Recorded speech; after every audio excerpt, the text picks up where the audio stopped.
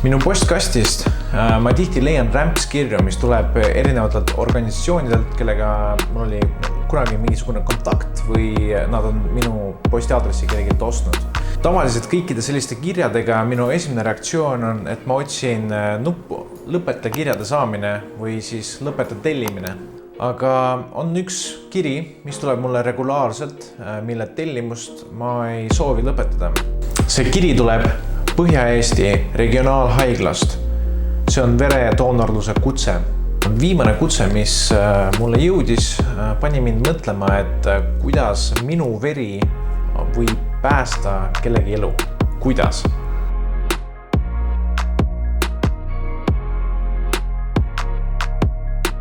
Et ma otsustasin selle välja uurida. Võtsin ühendust siis Tallinna verekeskusega, kellelt ma saan ka regulaarseid doonorikutseid ning nad olid lahked mind aitama. Mul anti võimalus suhelda doktor Gulara Karnisaevaga, kes on doonorluse osakonna juhataja ja ülemarst. Lisaks mulle näidati kõiki protseduure algusest lõpuni, et ma saaks teada, kuidas minu veri saab olla kellelegi kasulik. Mul on väga hea meel teada anda, et antud projekti toetab Kia Auto. See ettevõte on ise uudishimulik ning suunatud arengule. Ja ma arvan, kõige parem viis kujundada oma arvamus sellest on teha proovisõit. Et vaata lähemalt kia.ee. Enne, kui saab üldse kedagi hakata päästma, on vaja verd koguda, kontrollida ja töödelda. Alles siis veri jõuab haiglasse ning saab olla kellegile kasulik. Kõik algab vere kogumisega. Toimub üleskutse, inimestele saadetakse kirjad, paberlehtedesse ja sotsiaalmeediasse tehakse reklaampostitus ning loodetakse, et ilmub suur hulk inimesi. Kohale tulnud inimest küsitletakse põetud haiguste kohta, harjumuste kohta, mõõdetakse vererõhku, määratakse vere hemoglobiidi sisaldus. Kui inimene läbib küsitluse ja kõik testid ning ta sobib verd andma, siis algab vere loovutamise protsess. Verd saab loovutada 2 erineval meetodil, kas afereesi meetodil või täis vere loovutamisel. Täisvere loovutamine, see kui doonor loovutab, keskmiselt see on standardveredoos 450 ml täisverd ja sellest täisverest juba tootmisest valmistatakse verekomponendid.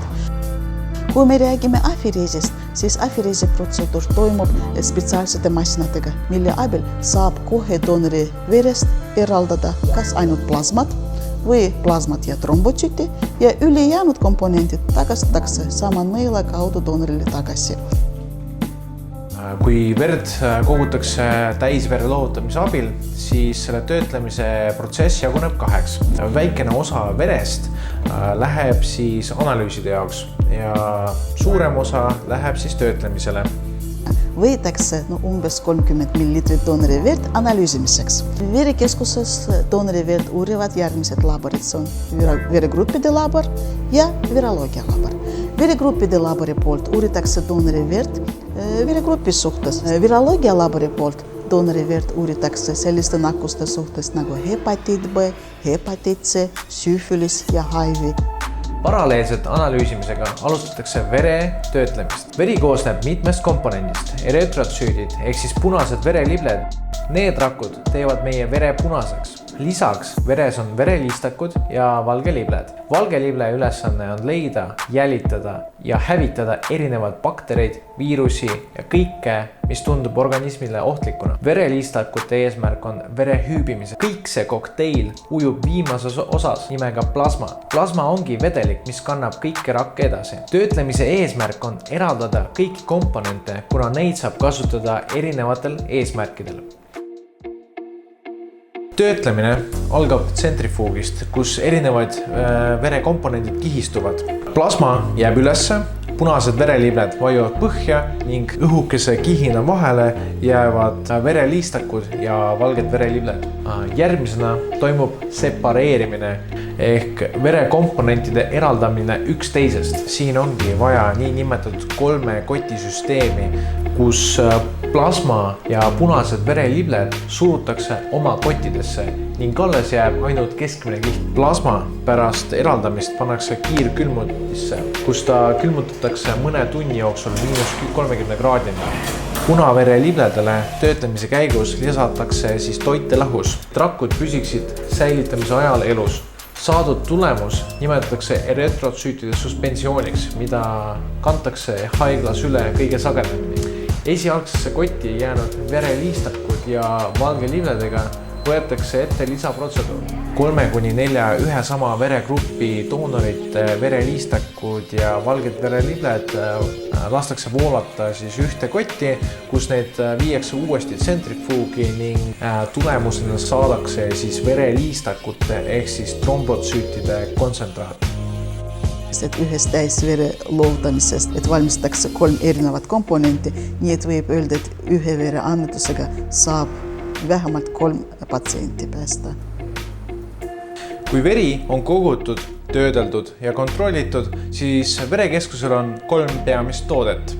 See on plasma, erytrotsüütide suspensioon ja trombotsüütide kontsentraat. Aga kellele siis need tooted on vajalikud, et keda nad päästavad? Punaliblesi kantakse üle verekaotuse korvamiseks operatsioonidel või sünnitusel. Punaliblede ülekannet tehakse võrreldes teiste koostisosadega kõige sagedamini. Vereliistakuid kantakse üle inimestele, kellele veres on neid liiga vähe või kellel trombotsüüdid ei funktsioneeri õigesti, näiteks patsientidele intensiivse keemioteraapia korral. Trombokontsentraati kantakse üle ka vere- ja maksahaiguste, vähi, põletuste ja suure verekaotuse korral. Plasmaülekannet on vaja hüübimishäirete korral ja massiivsete verejooksude korvamiseks. Ühes täis vere loovutamisest on võimalik päästa 3 inimest. Väga vinge. Verekeskusel lisaks on veel omapärane ülesande.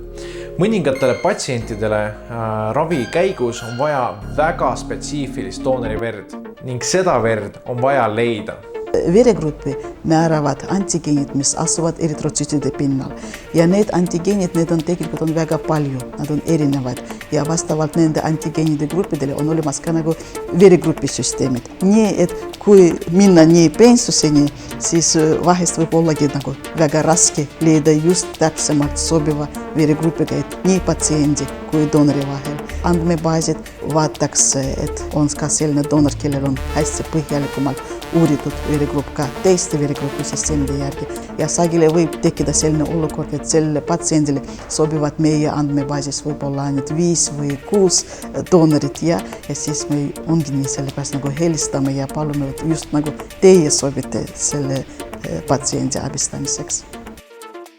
Päris huvitav oleks saada sellist kõnet, et just minu verd on vaja praegult ja nüüd. Et üldse selline võimalus tekiks, ma pean minema verd loovutama selleks, et sattuda üldse verekeskuse andmebaasi. Huvitav, kellele ja miks oli siis vaja minu verd? Doonorlus ikkagi see on nagu anonüümne. Ega patsient ei tea, kelle verd ta sai ja samamoodi doonor ka ei tea, et kellele ta tema veri nagu sai. Hetkel on inimesi, kes vajavad vereülekandmist nüüd ja praegu. Ning mina saan panustada sellesse, et nemad ei peaks muretsema, et kas nad saavad abi või mitte.